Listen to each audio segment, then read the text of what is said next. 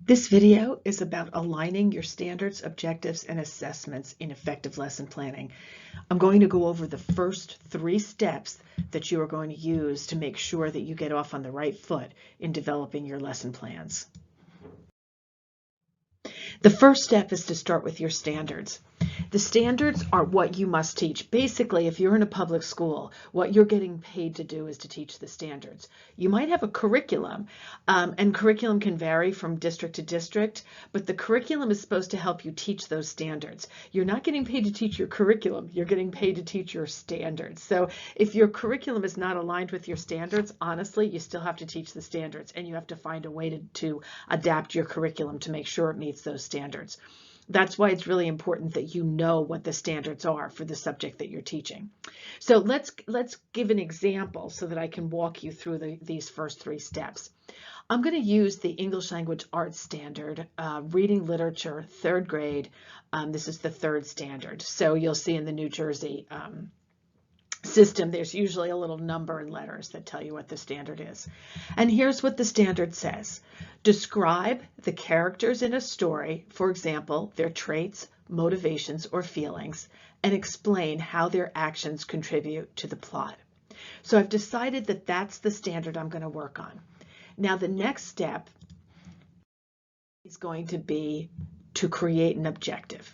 So my next step 2, I have my standard already picked out. Now I'm going to create an objective from that standard. So the objective must come from the standard. It must match that standard. We can adapt it to fit our students' needs and whatever pacing we're using. So for example, you can use just part of a standard, especially if it's complicated. This particular standard is quite complicated, so I'm going to use just one little part of it, which is the part where we're going to identify character traits. So this is my objective. Students will be able to identify 3 appropriate character traits of Fern in the first chapter of Charlotte's Web by writing the character traits in their writing journal during independent practice. Fern is obviously one of the characters in the book. So that's my objective, and you can see how it matches the standard because the standard specifically says that students need to be able to identify character traits.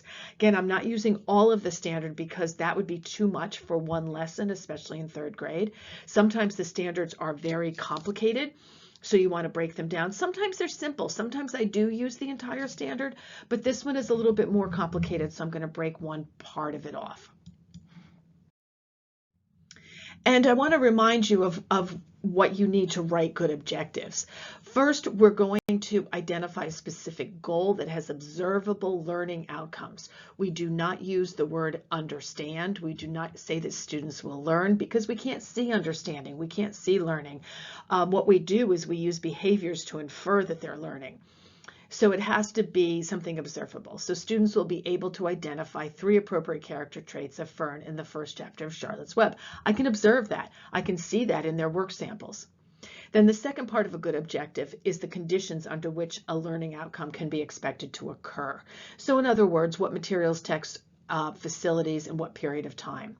So for this objective, it's going to be by writing the character traits in their writing journal during independent practice.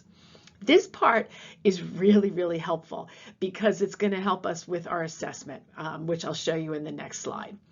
And then the third part is to specify the criterion level. That is the degree of learning that will be expected from your instruction under the specified conditions. In other words, what's going to get them a passing grade? If you were to give this a grade, what would be the passing score? So for here, I've said that they need to have 3 character traits and they need to be appropriate. So there are 2 actual criterion levels that I'm using here. The first one is that they need to have 3, and the second is that they need to be appropriate character traits.